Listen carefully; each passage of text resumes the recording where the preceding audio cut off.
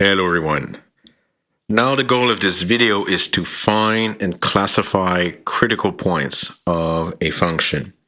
So we know a critical point for our examples are going to be point in the domain AB such that the first order partial derivative f of x at AB and f of y at AB are going to be equal to 0. This is how we're going to find critical points, just by setting the first order partial derivatives equal to 0. But just like functions of one variable, it's not enough to decide if a critical point is a local maximum, local minimum, or a saddle point. So we need something else. And that something else is the second, I'm trying to highlight here, so the second derivative test of functions of two variables. So we have basically this is a formula that's going to help us decide if a critical point is a local maximum, local minimum, or a saddle point. So the formula is the following. So we have to compute what's called the D number. So DAB is the following formula. It's f of xx at AB times f of yy at AB minus f of xy at AB squared. And one of the reasons why we did second order partial derivative was really for this purpose, where we want to classify critical points. This is the reason why you've already practiced in the previous sections second order partial derivatives. Now, once you have this D number, how do you use the D number to decide if you have a local maximum, local minimum, or a saddle point? So you compute the D number, the following scenarios can happen. So first scenario, suppose you compute the D number, and suppose the D number is positive. As soon as the D number is positive, it's a min or a max. But you don't know yet. You need to check something else. You need to check the sign of the second order partial derivative f of xx. If both of them are positive, then you're dealing with a local minimum. So if the D number is positive and f of xx is positive at the point AB, you have a local minimum. If the D number is positive, so there's another scenario, you could have a local maximum, and that will happen when the second order partial derivative f of xx is then negative. So if D is positive but f of xx is negative, then you're dealing with a relative maximum. The third scenario, if you compute the D number and the D number is negative, then you're done. Okay, as soon as D is negative, when I say negative, strictly negative, it's a saddle point. So that point is a saddle point for that function. So when it's positive, you don't know. You need f of xx, both positive minimum, positive and negative maximum. If the D is negative, that's it, that's all. Okay, saddle point. And if you compute D and you get something equal to 0, actually here another problem would be what happens if f of xx is equal to 0. Then the test just fails, it's inconclusive, and good luck with your life. Okay, so in other words, all the critical points that we're going to compute are going to be you're going to be able to classify them. If you compute, of course, the partial derivatives correctly, you're going to be able to classify them as a local max, local min, or a saddle point. So you're going to be in case 1, 2, or 3. If you find that the D number is 0 or f of xx is 0, you made a mistake. Okay, so just double check your shit. Okay, you have an error somewhere. Okay, so with the D number being positive, with f of xx being positive min, the D number positive with f of xx negative, you have a max. If the D number is negative, saddle point. If D is 0 or f of xx is 0 in the first two cases, you made a mistake. Okay, so this is going to be the way to classify critical points. This is the way. All right, let's do some examples. All right, let's start with a warm-up example. An example not too difficult, but that will completely capture the idea behind how to find and classify critical points. So find and classify all the critical points of the following function: 2x squared plus y squared plus 8x minus 6y plus 20. So the first thing that you do is you compute the first order partial derivative. So if you compute f of x, you're going to get 4x plus 8. If you compute f of y, you're going to get 2y minus 6.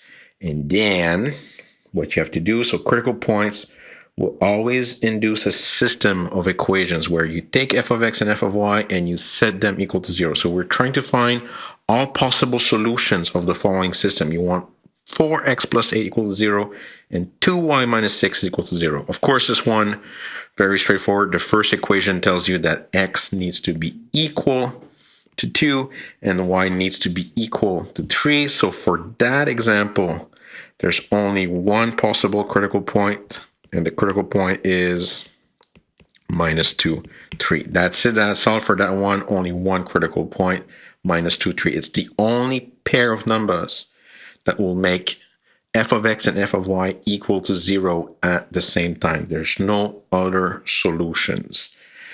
Now, it's a critical point, but is it a local maximum, local minimum, or a saddle point? For that, you need to first compute the partial derivative of second order. So all the second derivatives of that function. So you compute f of x, x. Again, here, this is just an exercise. You can double check it. If you derive 4x plus 8 with respect to x, you're going to get 4. If you compute f of y, so if you compute the derivative of 2y minus 6 with respect to y, you're going to get 2. And here, if you compute f of xy or f of yx, you're going to get 0. So the derivative of 4x plus 8 with respect to y is 0. And the derivative of 2y minus 6 with respect to x is also equal to 0. Again, here, my advice, you should compute them separately, and just to make sure that these two coincides, but they will always be equal to 0. And now that you have those partial derivatives, you compute the d number. So what is the d number? So the d number at minus 2, 3, of course, here there's not much to do. So you compute f of xx times f of yy minus f of xy squared at the point minus 2, 3. Of course, here all the partial derivatives are constants. So f of x, so if I compute f of xx, it's 4. So I plug 4 here. I evaluate at minus 2, 3, but there's nothing to do, times f of y, which is 2.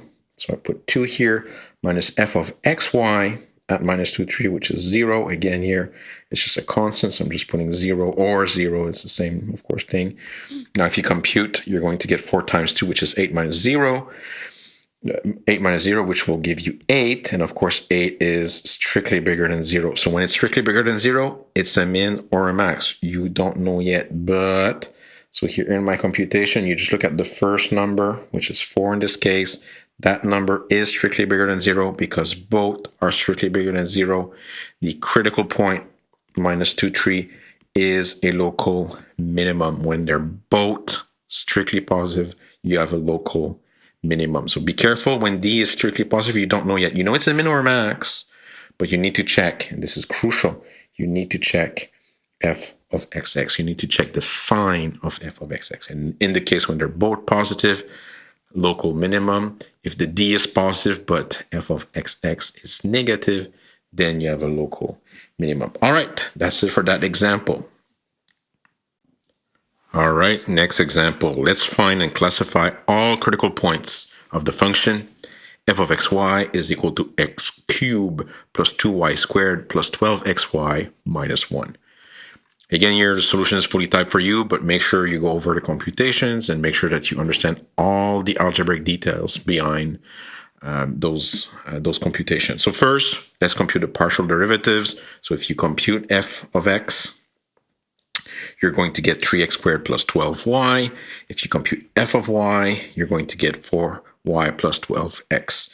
And the first thing you do is, if you want to compute critical points, you need to make sure that these partial derivatives are equal to 0. So you create a system of equations where you set them equal to 0. And in general, things can be quite complex and challenging at this point. Like, I think the toughest part of a find and classify critical points is to find the critical points. Once you have them, computing the d number using the second part, anyways, the test of classification, not that difficult. But finding the critical points can be challenging. So when you set both equations to zeros, you're not going to get necessarily a number right away or a critical point right away. Sometimes you need to play with them. The way I like to approach these questions, so I have two equations here equal to 0.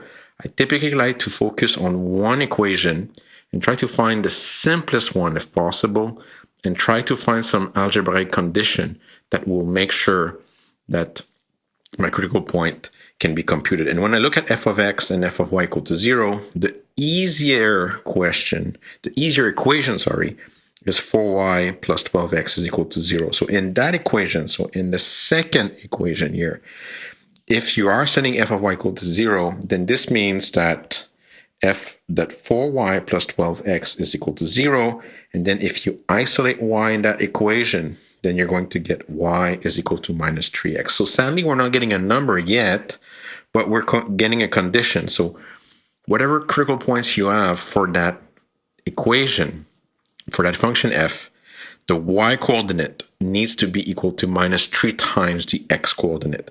So this is a restriction given by the second equation. And then what you do, and this is a classic move here, you use one equation to find some condition that you plug in the other equation. So here, now if you go back to the first equation, if you want f of x equal to 0, then what we do is we replace the y in the first equation by the formula with respect to x. And now this creates a new equation for f of x, the 3x squared plus 12y equals 0. But by replacing y by minus 3x, now you get a brand new equation that depends only on x. Now you have this very nice equation of one variable. You need to solve this with respect to x. So now I see that I have a 3 and an x in common. So I factor by 3x. I leave behind x minus 12. So just regular factorization. Now, if I wonder when is 3x times x minus 12 equal to 0, there's only two possible solutions. Either 3x is equal to 0, leading to x is equal to 0, or x is equal to 12. And of course, if x is equal to 0, the corresponding y will be minus 3 times 0. So minus 3 times 0, which is 0. So remember, critical points are pairs of numbers, and if x is equal to 12, then the corresponding y value will be minus 3 times 12, which is minus 36. So this means that there's two critical points, 0, 0, and 12 minus 36. So you get two critical points for that function, and now we want to classify these two critical points. For the classification, you need the partial derivatives of second order. So if you compute the derivative of f of x with respect to x to get f of xx, so derivative of 3x squared plus 12 is going to be 6x. If you compute the partial derivative f of yy, which is derivative of 4y plus 12x with respect to y, you're going to get 4. If you derive f of x with respect to y or f of y with respect to x, make sure to double check. I strongly suggest that you compute these two separately. You're going to get separately exactly 12. So they're both equal. So the feeling is, okay, you've done your job correctly. And now at this point, it's just a rinse and repeat process. For each critical point, you're computing the d number. And depending on the sign on the d number, and if necessary, the sign of f of x, you're going to have your classification. So first, for 0, 0, so if you compute the d number for f of 0, 0, so remember here, I'm taking 6x at 0, so you're going to get 6 times 0, minus f of yy, which is 4, minus f of xy, or yx squared. If you compute that number, you're going to get minus 144. That's strictly negative, so that's it, that's all. Your critical point 0, 0 is a saddle point, and you're done with that classification. Now you do the exact same thing for the other critical point, so it's just another computation, but there's really nothing new here. So for 12 and minus 36, when you compute d at 12 minus 36, f of xx is going to be 6 times 12 now. F of yy is still 4. F of xy is still 12. If you do that computation, you get 144, and that's bigger than 0. So we know it's a min or a max, but you don't know yet. But because 6 times 12 is positive, because they're both positive, then we know that 12 minus 36 is a local minimum. So we have our classification for the second critical point. as by using the fact that D is strictly positive and f of xx is also strictly positive at 12 minus 36. All right, that's it for that example. All right, next example. Let's find and classify all critical points of the function x squared minus 2xy plus 1/3 y cubed minus 3y. My advice when you have to find and classify critical points is to first compute all the derivative of first and second order. So there's a lot of points typically in a question, in a test, just for the computation of the partial derivatives. And the good news in a question when you have to find and classify critical points is that these partial derivatives are never too complicated. And so might as well just do them right away. So if you compute all of them, so of course here, like a cook, I've done my computation before. So here we go. First and second order partial derivatives. Make sure you verify stuff. Okay, don't trust me. So here we go. Boom. Okay, so f of x is 2x minus 2y. F of y is minus 2x plus y squared minus 3.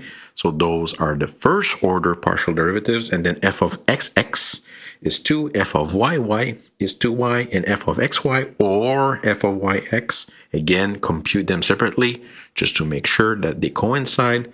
Both of them are going to be equal to minus 2.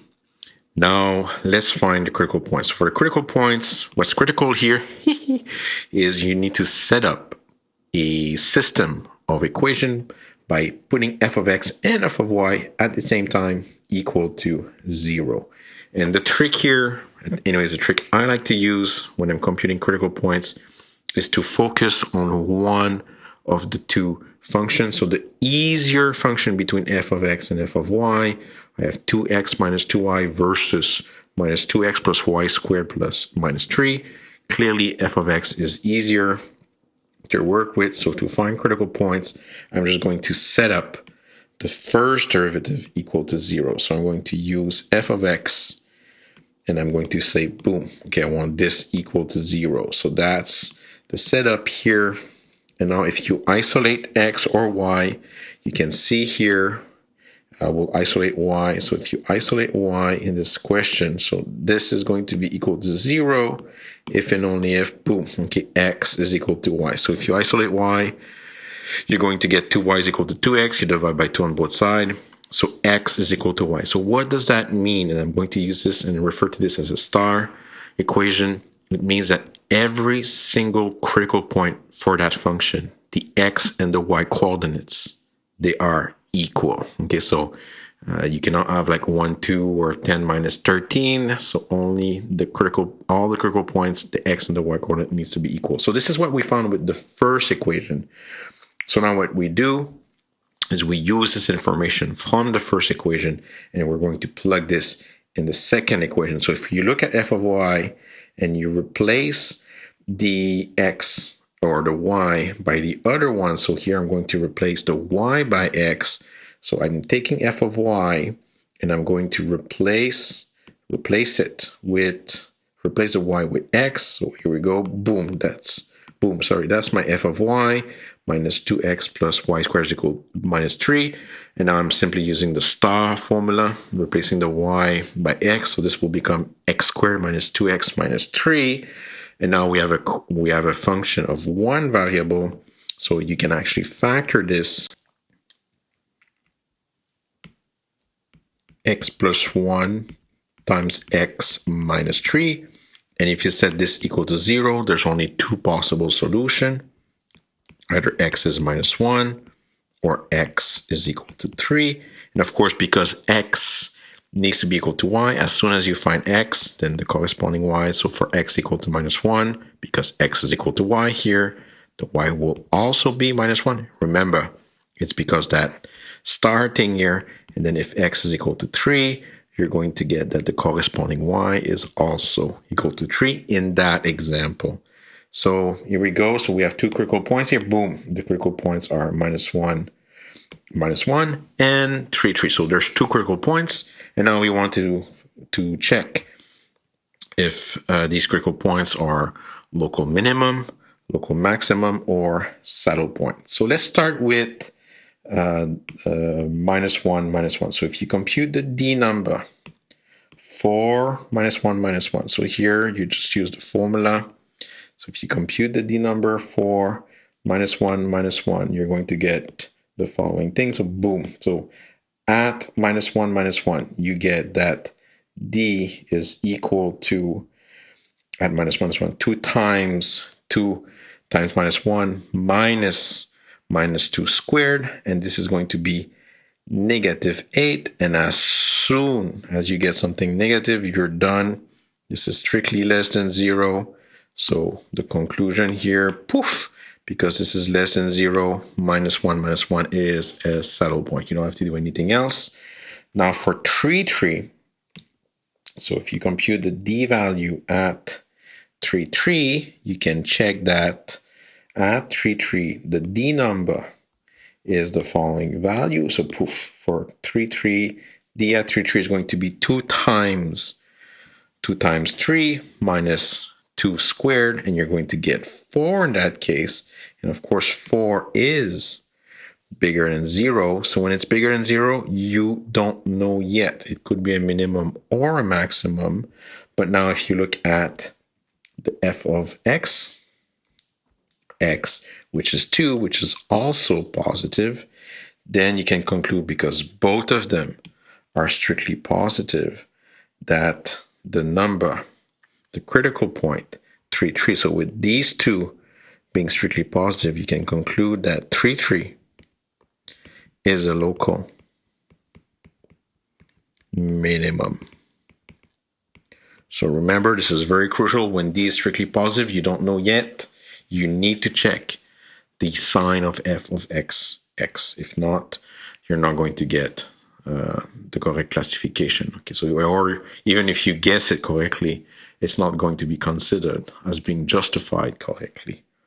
All right, so for that example, 2 critical points. One of them, the D number was strictly negative, saddle point. The other one, the D number was positive and f of xx was positive, making it a local minimum.